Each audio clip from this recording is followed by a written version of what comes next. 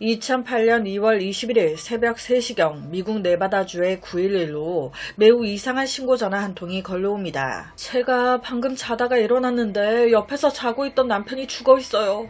제 몸에 남편 피가 한가득 튀어 있다고요. 지금 이게 무슨 상황인지 저도 모르겠어요. 제발 와서 도와주세요. 자고 일어났는데 함께 자던 남편이 죽어 있다. 그녀는요, 이게 무슨 상황인지 전혀 알지 못하는 듯 보였습니다. 현장에 도착한 경찰은 사망한 남편 잠든 상태에서 산탄총으로 뒷머리를 맞아 사망한 것을 확인했습니다. 그런데요, 여러분, 이게 이상한 거예요. 이 남편과 아내는 둘이 나란히 한 침대에 누워 함께 자고 있었습니다. 산탄총이 발사될 때 그 총소리가 어마어마하게 크대요. 귀가 먹먹해질 정도. 자기 옆에서 함께 자고 있던 남편이 그 산탄총에 맞아 사망했어요. 총소리가 아주 크게 들렸을 건데 이 아내 아무 소리도 못 들었다. 남편이 바로 옆에서 그 총에 맞아 죽었는데, 아니 도대체 이게 어떻게 된 사건인 걸까요? 시간은 2006년 9월 17일로 거슬러 올라갑니다. 이날 네바다주에선 아름다운 결혼식이 한창이었어요. 신부 멜리사와 남편 벤, 이 둘은 서로 반지를 교환하면서 평생의 사랑을 약속했습니다. 그리고 식이 마무리될 때쯤 귀여운 4살짜리 소녀가 뛰어와 신부의 품에 안기는데, 이때 멜리사는 품에 안긴 아이를 되게 사랑스럽고 애정어린 눈길로 바라봤습니다. 그리고 말했죠. 오늘부터 내가 너의 엄마야. 나는 너를 영원히 사랑할 거야. 맹세해. 엄마가 이제부터 영원히 널 지켜줄게. 이 멜리사와 딸이 너무 이쁘게 포옹하는 모습을 보면서 옆에 있던 남편 벤 행복한 눈물을 흘렸어요. 사실 벤은 약 1년 전 전처와 이혼했습니다. 전처와 이혼하고 그는 싱글 아버지로서 딸 알리사를 혼자서 돌보고 있었어요. 벤은요, 정말 좋은 아버지였습니다. 혹시나 내 딸이 엄마의 빈자리를 많이 느껴 힘들어할까봐 어딜 가든 항상 딸을 데리고 다녔대요. 너한텐 아빠가 있어. 아빠가 널 아주 많이 사랑하고 있어. 이거를 내 딸이 항상 느낄 수 있게끔 표현도 많이 하고 딸과 쇼핑도 많이 하고요. 실제 한 번은 발렌타인데이 때 딸 데리고 패밀리 레스토랑에 간 거예요. 거기서 벤이 딸과 함께 같이 막 춤도 추고 그랬었대요.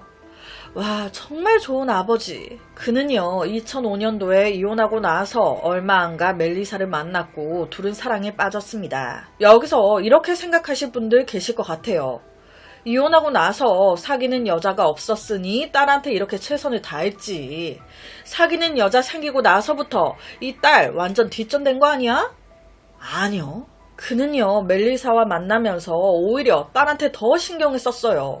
어느 정도였냐. 멜리사와 첫 데이트 때 이 딸 알리사를 데리고 갔었대요. 뭐 이걸로 말 다 했죠. 이때 당시 알리사도 어렸어요. 해봤자 3살 정도. 그러니까 이 아이 입장에서는 이 모르는 아줌마가 우리 아빠를 뺏어갈까봐, 우리 아빠 뺏길까봐. 딸 알리사 역시도 처음엔 엄청 멜리사를 견제했어요. 실제 알리사가 멜리사한테 난 당신이 싫다고까지 얘기했었대요. 하지만 어른인 멜리사는 이런 아이의 마음 이해했고요. 오히려 더 깊이 아이를 껴안았습니다. 진심은 진심으로 통한다고 하죠. 시간이 지날수록 딸 알리사도 느낀 거예요. 이 여자가 좋은 여자라는 걸. 아, 이 여자가 우리 엄마면 좋겠다. 서서히 마음을 열기 시작합니다. 그렇게 결국은 친모녀보다 더 좋은 관계로 발전이 되면서 딸의 허락하에 행복한 결혼식까지 올리게 된 거예요. 그 후 2년여의 시간이 더 흘러 2008년이 됐을 때 그때 딸 알리사는 6살이었어요. 양엄마와 멜리사의 사이는 더 좋아졌죠. 너무너무 행복했습니다. 그런데 2월 21일 갑자기 이 행복이 비극이 돼버린 겁니다. 멜리사 왈 새벽 3시 30분경에 남편과 분명히 같이 잠에 들었는데 일어났더니 남편이 옆에 죽어 있었다. 침대와 온 몸에 피가 가득했지만 정작 그녀는 자신에게 무슨 일이 일어난 건지 전혀 알지 못했습니다. 경찰이 현장에 도착했을 때 멜리사는 한 손에 전화를 들고 다른 한 손으론 어린 소녀 알리사를 안고 있었어요. 지금까지만 들어보셔도 딸 알리사에게 아빠 벤의 존재는요, 하늘이었고 우주였어요. 그런데 지금 분위기가 아무리 어려도 다 알잖아요. 분위기 있잖아. 아빠에게 무슨 일이 벌어진 것 같아. 나 지금 아빠 보고 싶어. 그녀에게 아버지 벤의 죽음은 하늘이 무너지는 것 같았을 거예요. 아빠를 보러 가겠다고 자꾸 안방으로 들어가려는 딸을 멜리사는 단호하게 막았습니다. 봐봤자 좋을 게 없으니까. 도착한 경찰에게 멜리사는 지금 집 안에 누군가 있는 것 같다고, 다른 사람이 움직이는 소리를 들은 것 같다고 말해요. 이 범인이 아직 이 집 안에 있나? 그래서 경찰 집 안을 샅샅이 뒤지기 시작합니다. 그러다가 한 방을 들어가게 되는데 어라? 한 방의 분위기가 완전히 다른 거예요. 무슨 무기 관련 포스터가 벽에 막 붙어있고 장총 같은 것도 막 테이블 위에 올려져 있고 침대 옆 작은 탁자에는 산탄총 탄피까지 2개가 있어. 아니 이 남편 벤 산탄총에 맞아 사망했는데 다른 방에 탄피가 나왔어요 지금. 그렇게 수색하던 경찰 이 문제의 방 침대 이불을 딱 들추는데 어라? 거기서 한 남자가 나옵니다. 그 침대 이불 안에 10대 남자애가 하나 자고 있는 거예요. 이게 숨어 있었던 게 아닌 경찰이 이불을 딱 들추니까 그때서야 애가 자다가 놀랬어. 뭐야? 이 남자애는요 지금 경찰이 있으니까 이게 무슨 일인가 멍하니 쳐다봅니다. 이 소년의 이름은 17살이었던 크레이그, 멜리사의 친남동생이었어요. 반년 전부터 이 집으로 이사와 누나 가족과 함께 살고 있었습니다. 크레이그는요 이 모든 상황을 전혀 알지 못했어요. 경찰이 지금 왜 여기 있어요? 제가 잠기가 어두워가지고 한번 자면 웬만해선 잘 안 깨요. 자다가 깜짝 놀랐네.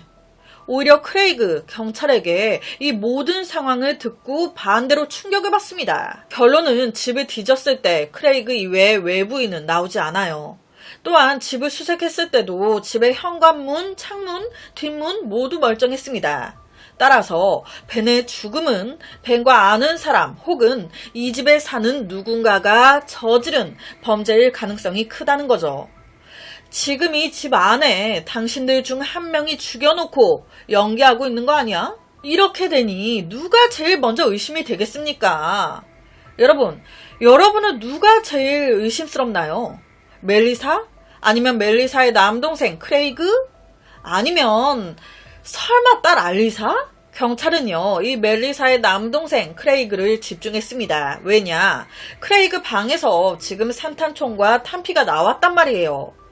거기다 크레이그는 무기 애호가로 다양한 총기 조작에 익숙했습니다. 이거는 지금 내가 범인입니다 라고 말하고 있는 거죠. 하지만 이런 의심에 크레이그는 강하게 맞받아 쳤습니다. 나 절대 아니에요. 와, 어떻게 내 결백을 증명하지? 나 그 거짓말 테스트? 나 그것도 받을 수 있어요. 나 진짜 아니라고요. 나 자고 있었다고. 아까 그 경찰이 나 깨울 때 나 그때 일어난 거라고요. 나 아무것도 모른다고. 여러분, 총을 쏘게 되면 그 화학 잔여물이 손에 남게 된대요. 경찰은 바로 이것 먼저 조사 들어갑니다. 크레이그의 2손 확인 들어가는데 어라? 화학 잔여물이 전혀 없는 거예요. 이는 적어도 사건이 발생한 그날 밤엔 그가 총을 쏘지 않았다는 것을 증명합니다. 그렇게 크레이그의 혐의가 벗겨지면서 자연스럽게 다음 의심은 아내 멜리사에게 향했습니다. 사실 처음부터 경찰은 멜리사의 신고 전화 자체가 되게 이상하다고 생각을 하고 있었어요. 자기 바로 옆에서 벤이 자고 있었는데 산탄총 발사 소리가 엄청 큰데 아무 소리도 못 듣고 그냥 잤다. 남편이 이렇게 죽을 정도면 바로 옆에서 총을 쏜 건데 귓가에 대고 총을 쏜 것 마냥 엄청 크게 소리가 났을 건데 이걸 어떻게 못 듣고 그냥 자냐고. 어떻게 안 깨어날 수가 있냐고. 그녀는요 남편이 같이 잠들 때까지만 해도 아무 이상이 없었다는 거예요. 아예 조그마한 이상한 소리도 못 들었다는 겁니다. 진짜 자고 일어나니까 죽어 있었다. 이게 끝인 거예요.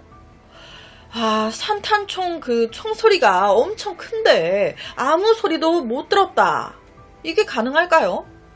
경찰이 이 점에 의심을 제기했을 때 그녀는요 엄청 억울했습니다. 막 가슴을 치면서 나 돌아버리겠네 진짜. 울부짖었어요. 정말 모른다고요. 진짜라고. 지금 저작권 때문에 제가 캡처로 가지고 왔거든요. 진짜 이때 울부짖어요.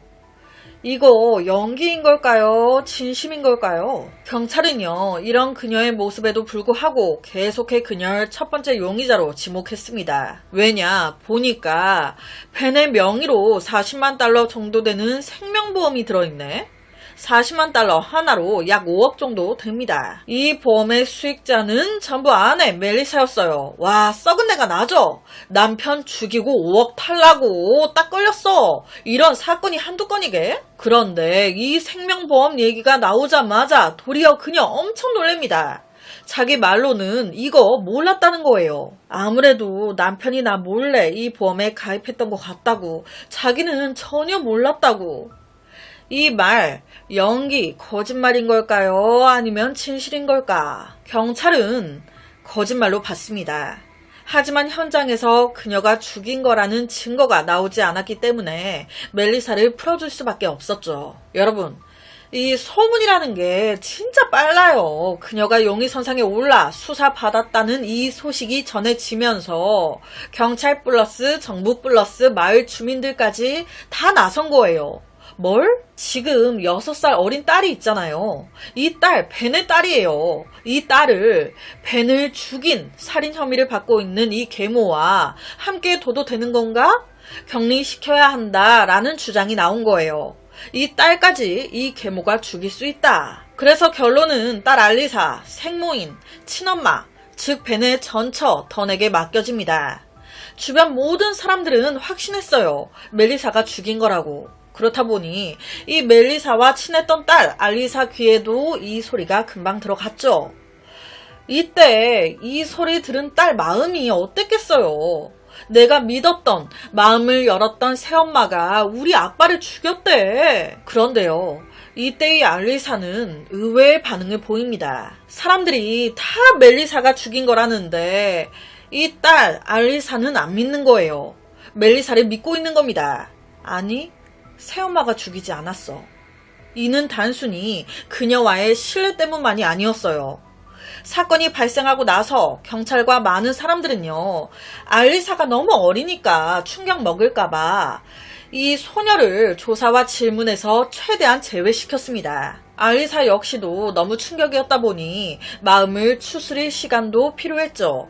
그래서 이타 저타 말을 크게 안 했어요. 하지만 시간이 지나가면서 이 어린아이가 마음속으로 아버지의 피살 사건을 서서히 이해하고 받아들이게 되면서 한 가지 기억이 되살아난 겁니다. 알리사는 한 경찰관과 단독으로 대화할 기회가 왔을 때 조심스럽게 이런 얘기를 합니다. 사실 아버지가 살해된 그날 밤에 제가 잠결에 이상한 소리에 놀라 한번 살짝 깼었어요.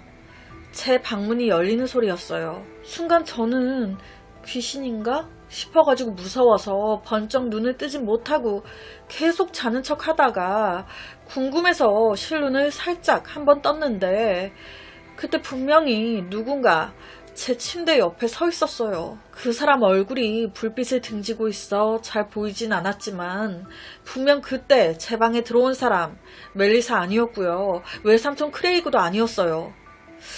그 사람이 누구였던 것 같냐 굳이 말해야 한다면 전 아무래도 제 친엄마였던 것 같아요. 딸 입에서 예상치도 못한 인물이 나온 거예요. 어? 친엄마? 던? 이 말에 경찰, 던의 여러 기록과 주변 이웃들 탐문 수사를 진행하는데 와 뭐야 오히려 새엄마 멜리사보다 이 친엄마 던이 더 용의자에 가깝네. 더 의심스럽네. 우선 이 친엄마 던은요 심각한 약물 중독자였어요. 불법 약물 사용으로 여러 번 단기 구금을 당한 적도 있었습니다. 그녀는 벤과 결혼하기 전에 이미 2번이나 딴 놈들과 결혼해 이혼한 상태였습니다. 그 두 놈들과의 사이에서도 여러 아이가 있는 상태였어요. 던의 문제는요 약물뿐만이 아니었습니다. 얼마나 방탕하게 생활을 하는지 약물에 미쳤어, 남자에 미쳤어, 성관계에 미쳤어. 가족이 완전히 뒷전인 거예요. 실제 한 번은 벤이 출장으로 집에 없을 때 이 어린 아이들을 다 방에 가둬놓고 혼자 호텔 가가지고 남자들과 뒤엉켜 놀고 자고 마약하고 그러다가 마음에 드는 남자 만나면 그 남자 집에 가가지고 며칠을 있다 오는 거예요. 그럼 어린 아이들은? 몰라, 알아서 있겠지. 방치해 놓는 겁니다. 며칠을, 그 어린 아이들을. 아니, 이 아이들이 시간 가면서 얼마나 배고파요. 울부짖는 거예요. 밤낮 없는 아이들 울음소리에 이웃이 찾아왔다가 이 광경을 보게 된 겁니다. 바로 아버지 벤에게 전달. 이 모든 걸 알게 된 거죠. 던의 이런 추악함을 알고 난 후 벤은요, 어떻게 같이 삽니까? 바로 이혼을 결심합니다. 더는 아이들을 잘 보살피지 않았어요. 이런 여자한테 어떻게 양육권을 넘기겠어요. 그러니까 소송 걸어가지고 제일 어린 내 딸 알리사를 벤이 데리고 왔던 거예요. 허나 양육권이라는 게 참 쉽지 않죠.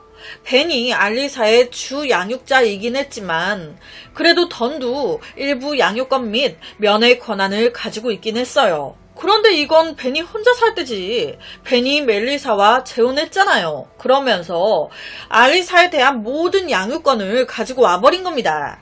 이때 더는요, 너무 화가 났어요. 그래서 실제 벤한테 두고 봐. 언젠간 우리 딸 내가 꼭 데리고 올 테니까 협박식으로 얘기한 적이 있었다고 합니다. 그러니까 지금 던 양육권을 아예 뺏기다 못해 협박까지 했었다? 경찰이 봤을 땐 이 던 살인 동기가 충분한 걸로 보이는 거예요. 거기다 이 여자 범행을 저지를 능력도 있어. 무슨 능력? 당시 던이 남자친구가 있었는데 이 여자가 쓰레기인데 좋은 남자가 붙겠습니까? 똑같이 쓰레기 남자친구 제임스. 감옥이 아주 지 집이야. 거기다 사건 발생 직전 그는 감옥에서 막 풀려난 상태였습니다. 그러니까 드는 생각이 벤을 미친 듯이 싫어했던 이 던이 자기 남자친구한테 사주를 한 거죠. 자기야, 저놈 좀 죽여주면 안 돼? 그러니까 빵 싸가지고 죽인 거 아니야? 바로 그녀의 남자친구 제임스를 먼저 부릅니다. 네가 죽였지? 그는요, 절대 아니라고 얘기해요. 사건이 발생한 그날 던과 함께 집에 있었다는 거예요. 밖에 아예 나가지 않았다. 하루 종일 밖에 나가지 않았는데 내가 어떻게 죽이냐. 둘이 밤새 집에서 영화를 봤다고. 던 또한 같은 진술을 합니다. 아닌가? 그런데 얼마 안 가 경찰은 이 두 사람의 진술에서 허점을 발견해요. 경찰이 혹시나 싶어서 전처 던의 집 주위 상가들, 이 상가들 CCTV를 확인했는데 던과 제임스 뭐라고 했습니까? 사건 그날 내내 집에서 영화만 봤다고 했어요. 아예 나가지 않았다고. 그런데 개뿔? 사건 발생 후 시간이 조금 더 지나 새벽에 한 편의점에 들어가서 물건을 구매하는 게 떡하니 찍혀있는 거예요. 그러니까 사건 발생 그쯤 밖에 나와 있었던 겁니다. 내내 집에 있었다며. 거짓말했네. 왜 거짓말했을까? 캥기는 게 있으니까 했겠죠. 이를 확인하자마자 경찰은요, 너무 당황했습니다. 눈동자가 막 흔들렸어요. 왜냐? 여러분, 제가 앞서 이런 얘기를 했죠. 사건이 벌어지고 나서 경찰이 멜리사를 범인으로 의심해 아이를 친엄마한테 보냈다고. 그런데 지금 보니까 누가 제일 의심스럽습니까? 이 친엄마가 제일 의심스럽잖아요.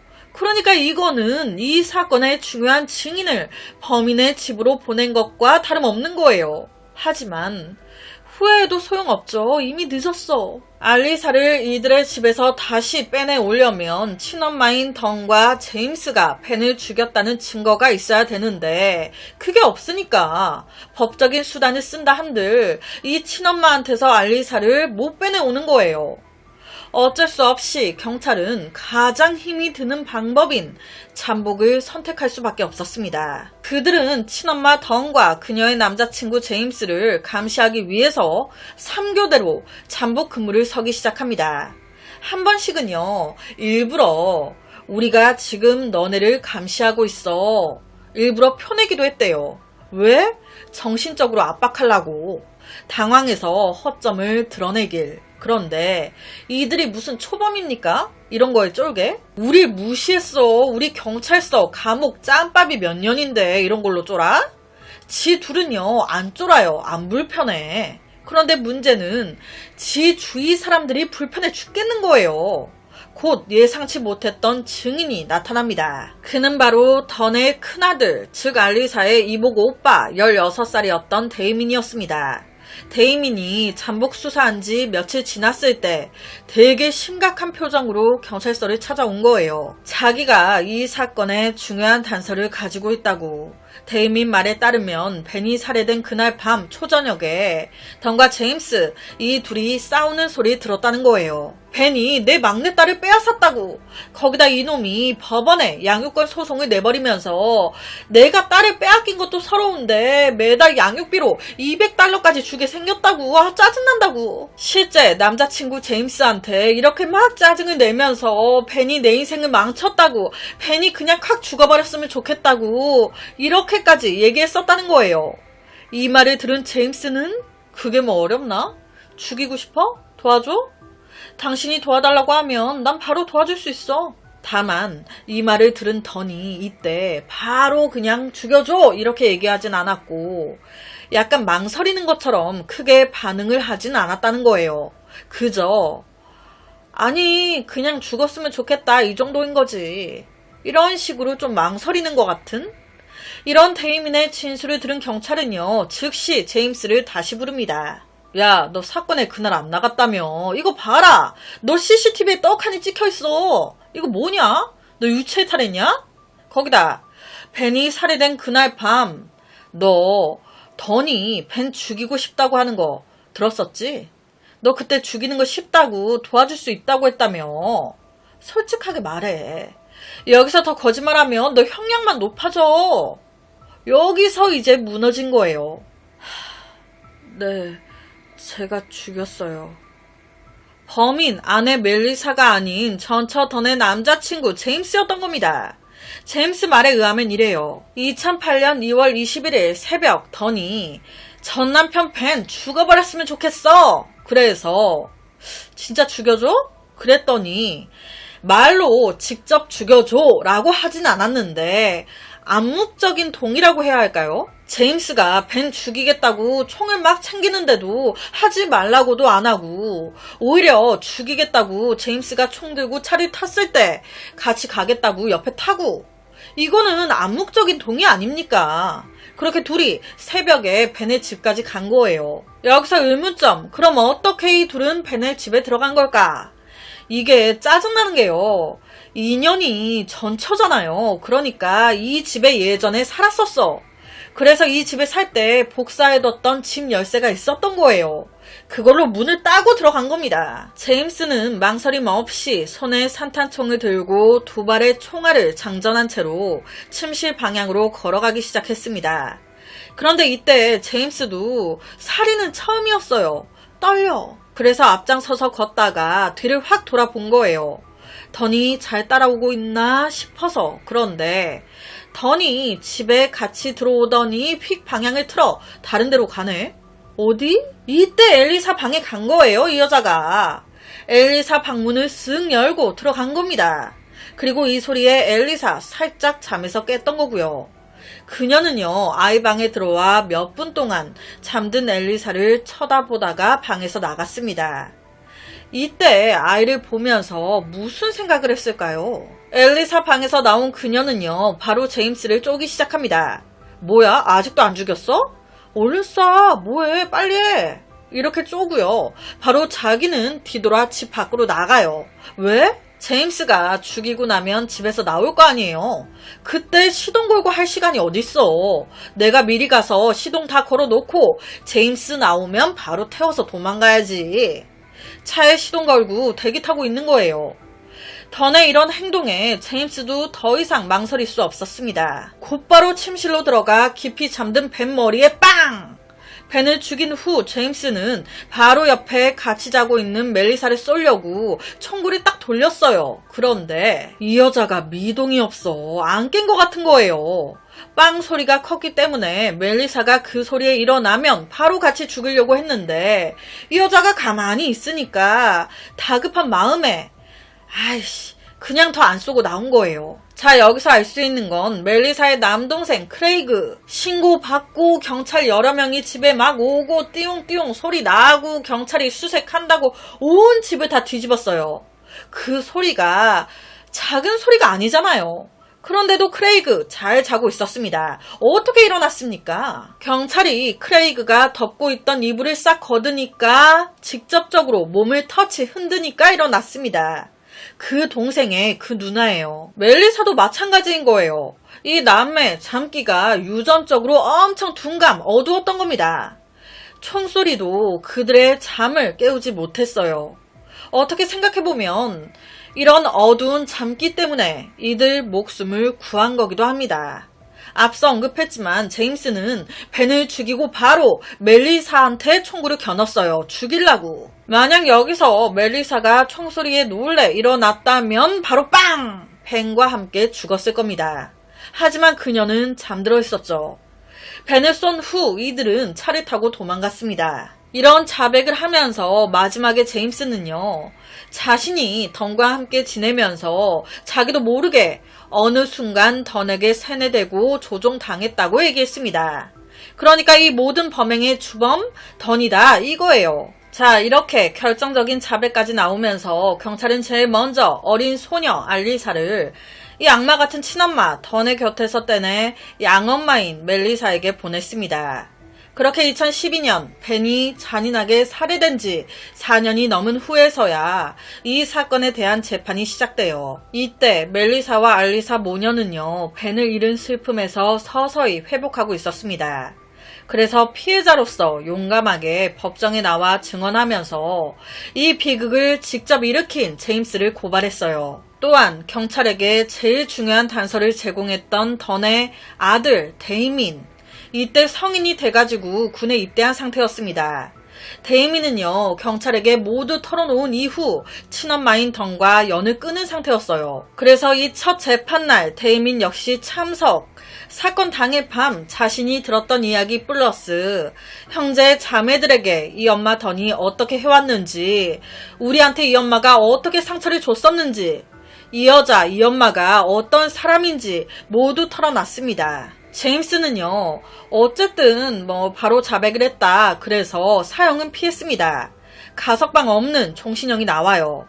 자, 여기서 드는 생각이요. 제임스는 어떻게 보면 행동대장인 거잖아요. 진짜 모든 일을 계획하고 주도한 사람은 전처 던 아닌가?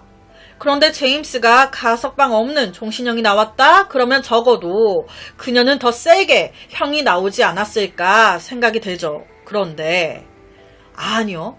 아우, 진짜 짜증나요.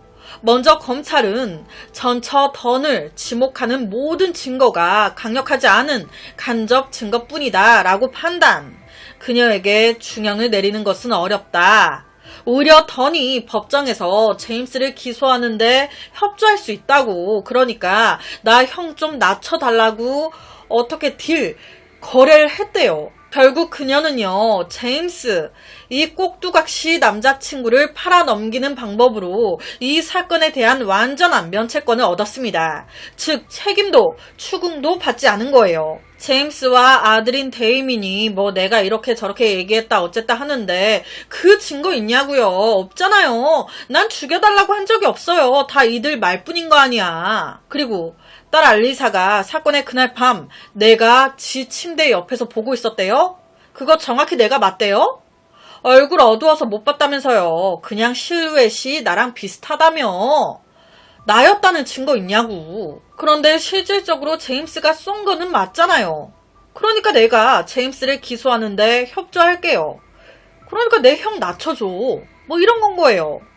그런데 그냥 풀어줄 수도 없는 노릇 아닙니까? 그래서 결국 그녀의 과거 기록에서 가석방 규정 위반과 불법 약물 관련 2가지 혐의를 찾아내서 결론은 이 여자 징역 7년 나왔습니다. 징역 7년. 와, 이거까지도 기가 막힌데 이 여자 7년도 다 안 살아요.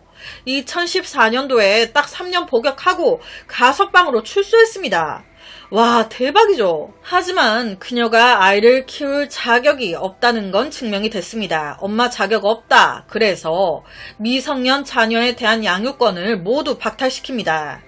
그리고 성인이 된 자녀들도 그녀와 모두 연락을 끊었어요. 이런 그녀가 노후가 좋을까요?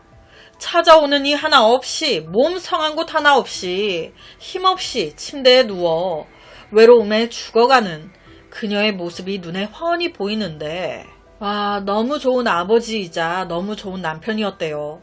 멜리사와 알리사 모녀는요, 몇십 년이 지난 지금까지도 그가 너무 그립다고 준비하면서도 마음이 아프더라고요. 꼭 악마 새끼들이 착한 사람들을 잡아먹어요. 이런 거 보면 신이 있긴 한 건가? 라는 생각도 들고. 오늘 제가 준비한 사건은 여기까지입니다. 어떻게 들으셨나요? 매일 저녁 10시 25분 모미지 업로드, 구독과 좋아요, 그리고 새로운 영상이 업로드 될 때마다 띠링띠링 알려주는 알람 설정까지 한 번씩 부탁드립니다.